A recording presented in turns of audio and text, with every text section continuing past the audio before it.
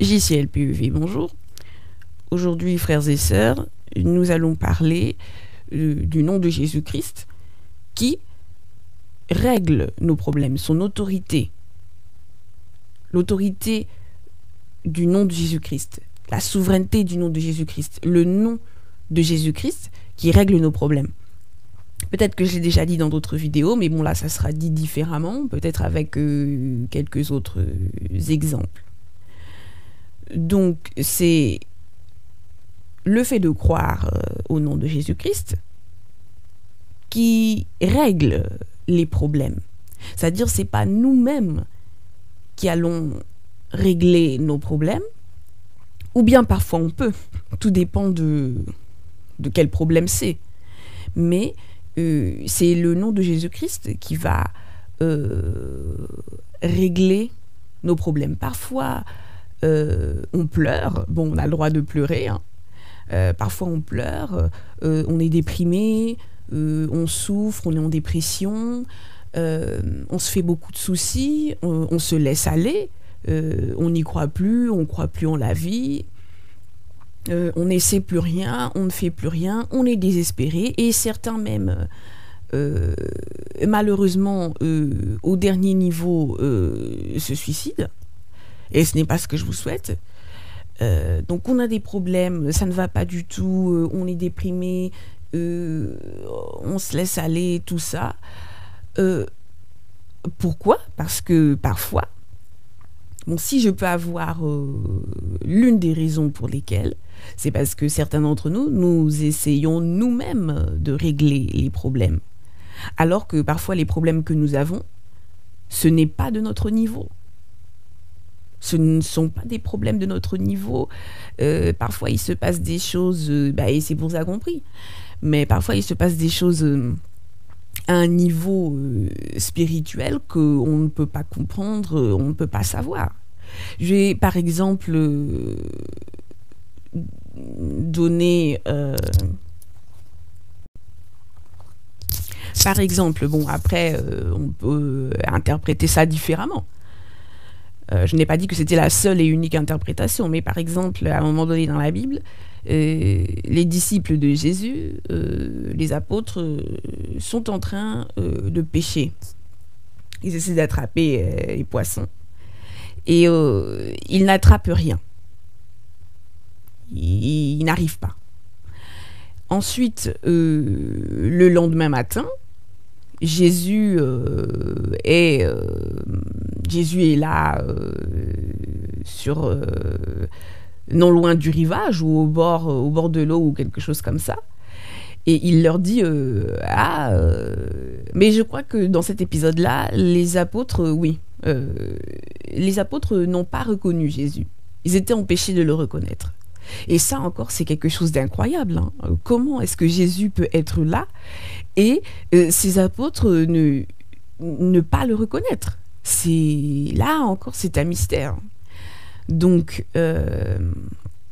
Jésus leur demande, est-ce que vous n'avez pas quelque chose à manger? Et ils répondent non.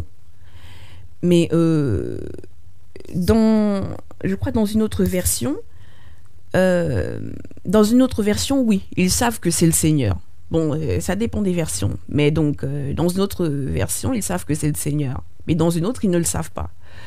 Donc, le Seigneur leur dit, vous n'avez rien pris. Bon, jetez le filet de tel côté de la barque. Et ses disciples vont dire, oui, Seigneur, nous avons pêché toute la nuit, nous n'avons rien pris. Donc, le Seigneur va leur donner l'instruction de jeter le filet de tel côté de la barque. Et ils vont dire, oui, nous avons pêché toute la nuit, nous n'avons rien eu, mais sur ta parole, nous allons essayer. Et ils vont essayer, et ça va être une très grosse prise qu'on a appelée la pêche miraculeuse. D'accord ? Et quand ils vont faire, tout dépend des versions bibliques que vous avez, et quand ils vont faire cette pêche, y en a un qui va dire, c'est le Seigneur. Pourquoi est-ce qu'il va dire que c'est le Seigneur ? Parce que ça va réussir. Donc quand le Seigneur se mêle de tes histoires, quand le Seigneur est là, d'un seul coup, ça réussit.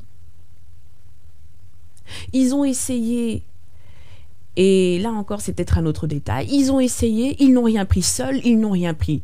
Mais l'autorité du nom de Jésus-Christ rentre dedans, et c'est une autre histoire. Ils ont une grosse prise. La Bible nous dit aussi que, oui, ils ont péché toute la nuit, ils n'ont rien pris. La nuit.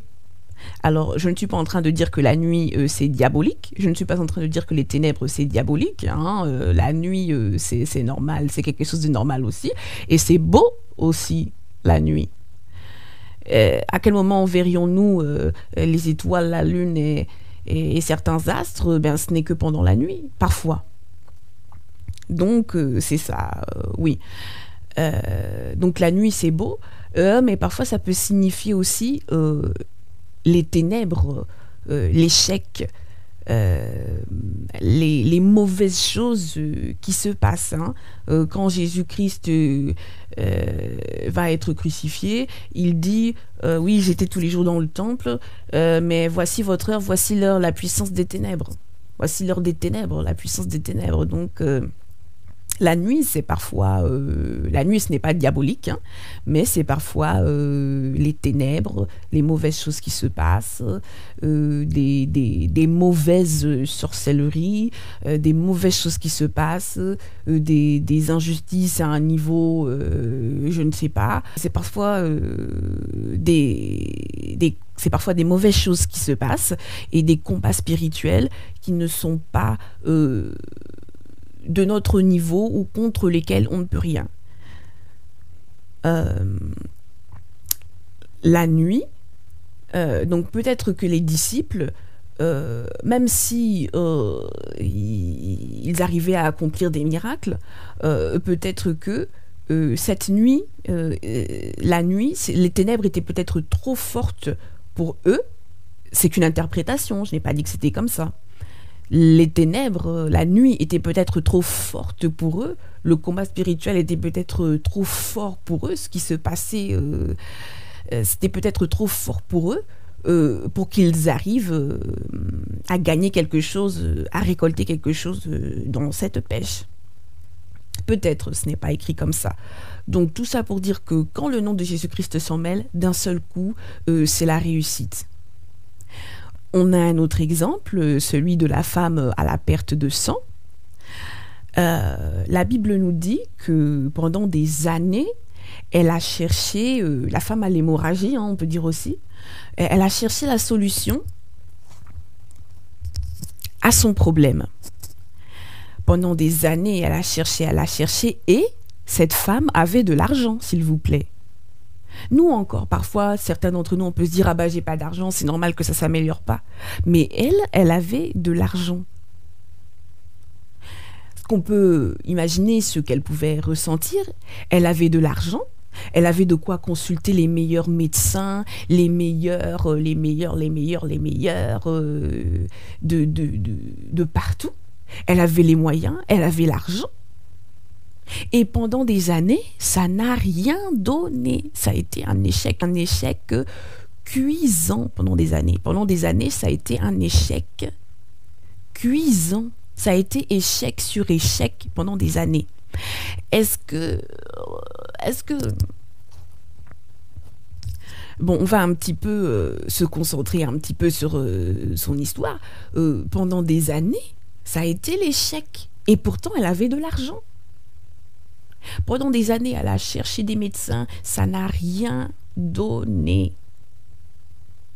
Ça a été un échec cuisant. On imagine que elle rencontrait un nouveau médecin, il lui dit « Bon, on va essayer ceci ». Elle reprend espoir pendant un temps, elle essaie et finalement ça ne marche pas. Il lui dit « Tu vas prendre tel médicament ». Elle reprend espoir pendant un temps et ça ne marche pas. Le médecin lui dit « Bon, bah maintenant tu vas porter tel genre de choses qui vont stopper l'hémorragie ». Elle reprend espoir pendant un temps et ça ne marche pas. Bon, bah maintenant, tu feras comme ceci. Maintenant, on peut imaginer des choses. Hein. On peut dire, oh, bah, tiens, maintenant, tu iras te coucher à telle heure. Ça fera en sorte que l'hémorragie s'arrête. Maintenant, tu mangeras ceci. Tu ne mangeras plus cela. Maintenant, toutes sortes de choses qu'on peut imaginer. Ça a été un échec. Elle n'a pas réussi. Et pourtant, elle avait de l'argent. Nous, des fois, on se dit, ah, je ne réussis pas parce que je n'ai pas d'argent. Elle en avait. Et pourtant, elle n'a pas réussi. Donc, elle essaie pendant des années. Il n'y a rien. Est-ce qu'on peut imaginer ce qu'elle pouvait ressentir? Et puis, elle entend parler de Jésus-Christ, de Jésus. Et puis, elle cherche à savoir où il est. Et donc, elle va le trouver et elle se dit, si je touche son vêtement, je serai guérie. Mais est-ce qu'on peut se concentrer là sur tout ce mouvement, cette attitude de foi? Donc, elle entend parler de Jésus-Christ. Elle cherche à le voir. Déjà, chercher à le voir, c'est déjà avoir la foi. Ça veut dire que déjà, à ce moment-là, elle croit. À ce moment-là, déjà, elle croit si elle cherche à le voir. Sinon, elle ne chercherait pas à le voir si elle ne croyait pas. Donc, elle cherche à le voir. Ça, c'est déjà la foi. Ensuite, elle dit, si je touche son vêtement, je serai guérie. Ça aussi, se dire, si je touche son vêtement, je serai guérie. Ça aussi, c'est avoir la foi.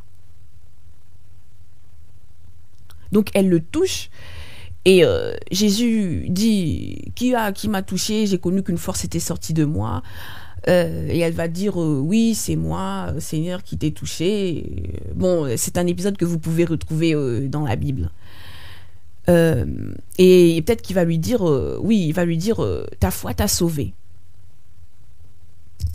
Donc, c'est la foi, c'est le fait de croire. On peut dire aussi que les apôtres, j'ai parlé de la nuit, mais on peut dire aussi que les apôtres n'ont rien péché, n'ont rien obtenu, peut-être parce qu'ils n'y croyaient pas. Peut-être parce qu'ils ne pensaient pas que quelque chose allait ressortir de cette pêche. Par exemple, peut-être.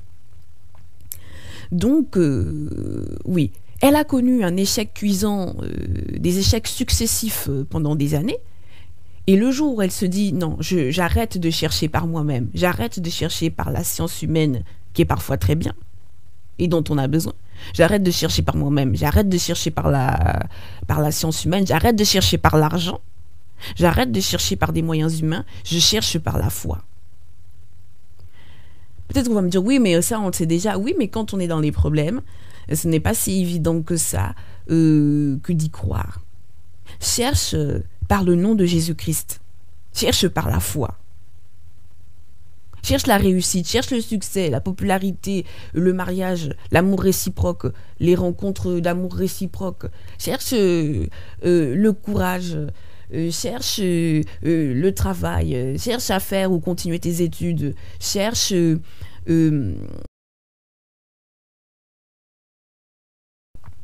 cherche ce dont tu as envie, ce qui t'est utile, ce qui t'est nécessaire, par la foi en l'autorité du nom de Jésus-Christ et non par tes propres moyens. Ta beauté, ton intelligence, ton talent, ton argent, les sciences humaines et je ne sais quoi d'autre. Ne cherche pas par tes propres raisonnements. Ne cherche pas. Ça ne veut pas dire qu'il ne faut pas être prudent. Ne cherche pas par tes raisonnements. Ne cherche pas par tes conditionnements. Ne cherche pas par ta propre réflexion. Cherche par le nom de Jésus-Christ. Laisse tomber le reste. Cherche par le nom de Jésus-Christ ce que tu cherches à avoir. Bon, après, dans certains cas, il y a le libre arbitre. Si ça implique certaines autres personnes, il y a le libre arbitre. Mais cherche par le nom de Jésus-Christ. Qui, ça ne veut pas dire qu'il va tout accorder, mais ça sera la réussite. Ça sera les ouvertures, ça sera les opportunités, ça sera la réussite, peut-être. Cherche par le nom de Jésus-Christ. Laisse tomber autre chose. Cherche par le nom de Jésus-Christ. Ne te dis pas, ah, je vais réussir parce que je suis intelligent. Ah, je vais réussir forcément parce que j'ai du talent, forcément parce que je suis beau ou belle, forcément parce que je connais les bonnes personnes.